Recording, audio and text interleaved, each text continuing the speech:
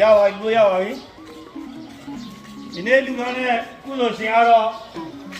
ရွှေဘုံမြို့ဆေးရုံပြည်သူ့ဆေးရုံကြီးမှာဆေးရုံအုပ်ကြီး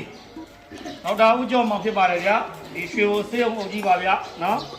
ဆေးရုံကြီးလူသားနဲ့စာပြောကျဲဥပ္ပများကို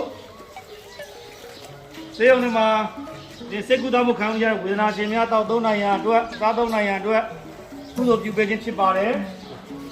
ဆေးရုံကြီးလူသားနဲ့ကုသိုလ်ဒါနတွေကိုလူနာများသုံးဆောင်ပြီးကြပါကလူနာများလည်းဝေဒနာများတတ်တာပြောင်းပြကြပါစေ